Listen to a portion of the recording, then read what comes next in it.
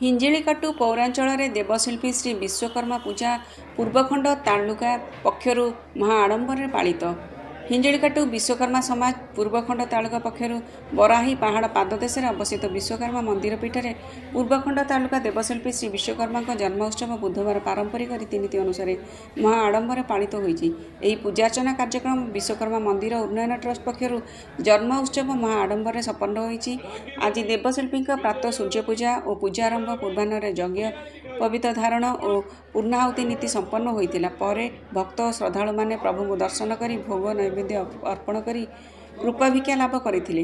गंजाम जिला विश्वकर्मा समाजर सभापति और विश्वकर्मा मंदिर उन्नयन ट्रस्ट उपदेष्टा श्री अजय कुमार महाराणा, विश्वकर्मा पूर्वखंड तालुका सभापति सीमांचल महाराणा, उपसभापति जीवन ज्योति और सीमांचल महाराणा, कोषाध्यक्ष गोपाल कृष्ण महाराणा, संपादक प्रभात महाराणा, सभ्य मनोज, रमेश, भगवान, विजय, प्रदीप, निरंजन, अजित, सुरेंद्र समेत अन्य कर्मकर्ता और बढ़ई कुड़ भाई उपस्थित थे।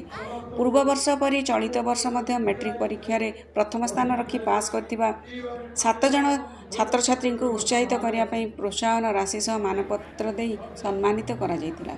हिंजिली काटूरू रजत पट्टनायक को रिपोर्ट।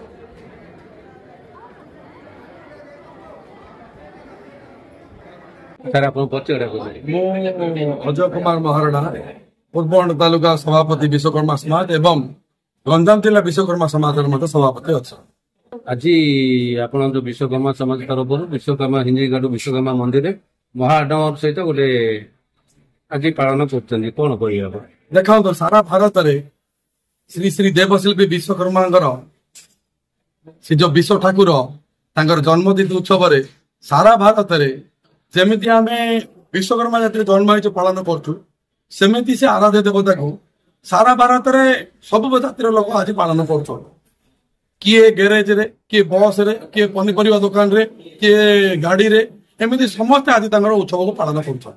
तो आम हिंजिकाटू रे विश्वकर्मा मंदिर रे आप देखिथे बहु लोकों समावेश एवं पूर्वखंड तालुकार 65 ग्राम सब विश्व जाति भाई मान नहीं आज ये उत्सव पालन कर एक महा आडंबर उत्सव। वर्ष को थे उत्सव पालन कर दूर दूरांत समस्त आसता माँ भौणी मैंने आसता जाति उद्देश्य आसती हिसाब रक्षक कर जहाँ मंदिर उन्नति होता है से हिसाब जना जाए एवं ये मंदिर केते उन्नति भविष्य बढ़ी बढ़ी जाऊँगी यार कौन प्रभाव पड़ुची लोकों ऊपर एवं लोक नीति नियम अनुसार कूल नीति की मानि चलवाई अनुशासित करने कहुए बैठक हुए एवं यहीकार हिंजिली अंचल म्यूनिसिपालिटी अंचल ब्लॉक अंचल समस्त लोक डक जाए महाप्रसाद अन्न प्रसाद सेवन करने।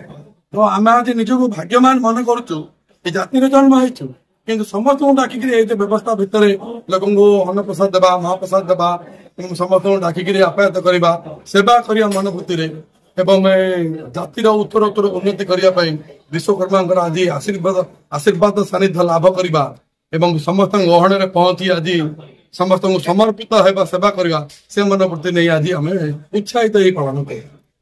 आम देखु हिंजिकाटू प्राय लोक जो अन्न प्रसाद सेवन करने बहु आग्रह सहित आसुमी कौन आप मैजिक देखते जोटा कि आग्रह देखते प्रभु विश्वकर्मा देवशिल्पी विश्वकर्मा जी विश्व को गढ़ी जगन्नाथ महाप्रभु आशीर्वाद आप जापारती यहीटा एक महक महक हो चले ये विश्वकर्मा पूजा लोक सेमती श्रद्धा अनुजाई आसती एवं प्रसाद सेवन करने एत उत्साहित हमें एवं एटर स्वाद महाप्रसाद तुल्य कराई तथापि ये जो स्वाद लोक बहुत आदरी थाए लोक से प्रकार उत्साहित आसती आम बहुत लोक डाकी न पारे बहुत लोग आसती आम से देखी एक मन एक आवेगपूर्ण भरा मन हुए जे लोक एत मात्रा आसती उत्साहित होगी आसिकी जाती महाप्रसाद पाते।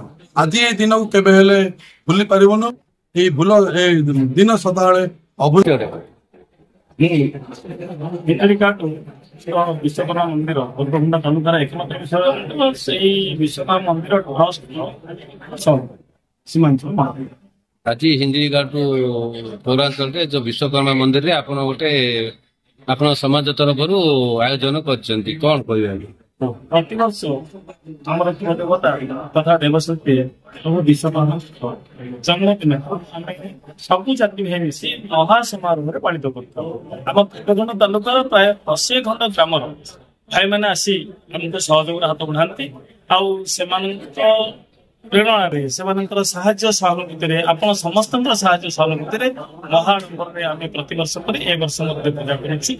ବର୍ତ୍ତମାନ ଆମର ଯୋଉ ମନ୍ଦିର ଜରାଜୀର୍ଣ୍ଣ ଅବସ୍ଥାରେ ଥିଲା 2 ବର୍ଷ ଭିତରେ ଆମେ ମନ୍ଦିରକୁ ସମ୍ପୂର୍ଣ୍ଣ ରୂପେ ନିର୍ମାଣ କରିସାରିଛୁ। ଆଉ ସେଠି ସମସ୍ତଙ୍କର ଏଠି ସାହାଯ୍ୟ ସହଯୋଗ ମିଳିଛି। ଆଉ ଆଶା କରୁଛୁ ଆଉ ଏଠି ଆମେ ପିଲା ପ୍ରତିବର୍ଷ ଯୋଉମାନେ ପ୍ରଥମ ଶ୍ରେଣୀରେ ମେଟ୍ରିକ ପାସ୍ କରନ୍ତି ସେମାନଙ୍କୁ ଉତ୍ସାହିତ କରିବା ପାଇଁ ପ୍ରୋତ୍ସାହନ ରାଶି ସହ ମାନପତ୍ର ଦେଇଥାଉ। ଏ ବର୍ଷ ମଧ୍ୟ ଆମର ତାଲୁକାର 7 ଜଣ ପିଲାଙ୍କୁ ଆମେ ବାଳକ ବାଳିକା 7 ଜଣ ଛାତ୍ରଛାତ୍ରୀଙ୍କୁ ଆମେ ସମ୍ମାନିତ କରିଛୁ। ଏବଂ ଏଠି ପ୍ରାୟ ବିଭିନ୍ନ କୋଣ ଅନୁକୋଣ ତାଲୁକାର ବିଭିନ୍ନ ସ୍ଥାନରୁ ବିଭିନ୍ନ ସମୁଦାୟ ଆସି ବହୁ ସଂଖ୍ୟାରେ ଏକତ୍ରିତ ହୋଇଥିଲେ। ଆଜି ଆମେ ପ୍ରାୟ 3000 ଲୋକଙ୍କ ପାଇଁ ପ୍ରସାଦ ସେବନ ବ୍ୟବସ୍ଥା ମଧ୍ୟ କରିଛୁ। ଲୋକ ବହୁତ ଶ୍ରଦ୍ଧାର ସହିତ ପ୍ରସାଦ ସେବନ କରୁଛନ୍ତି। ଏଠି ସେଇ ପ୍ରଭୁଙ୍କର ଆଶୀର୍ବାଦରୁ ଯୋଉ ପ୍ରସାଦ ତିଆରି ହୁଏ ତାହା ଏକଦମ ଅମୃତ ତୁଲ୍ୟ। ମା ଲକ୍ଷ୍ମୀଙ୍କର କୃପାରୁ ବହୁତ ସୁନ୍ଦର ପ୍ରସାଦ ହୁଏ। ଆଉ ସମସ୍ତେ ଆସି ପ୍ରସାଦ ଭକ୍ଷଣ କରି ଆନନ୍ଦ ସହକାରେ ଆତ୍ମସନ୍ତୋଷ ଲାଭ କରି ଏବଂ ଦକ୍ଷିଣ ମଧ୍ୟ ପ୍ରଦାନ କରି ସକାଳେ ପହଞ୍ଚିଲେ ସକାଳ 6ଟାରେ ଏବଂ ବାଳଭୋଗ ହୁଏ।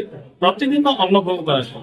ଅନ୍ନଭୋଗ କରିବା ପାଇଁ ଆମ ହିଞ୍ଜିଳିକାଟରେ ଥିବା 170 ଜଣ ବାଢି ଘର ପରିବାର ମଧ୍ୟରୁ 160ଟି ପରିବାର ଆମକୁ ଆର୍ଥିକ ସହଯୋଗ ମାସିକ 20 ଟଙ୍କା ହିସାବରେ କରନ୍ତି।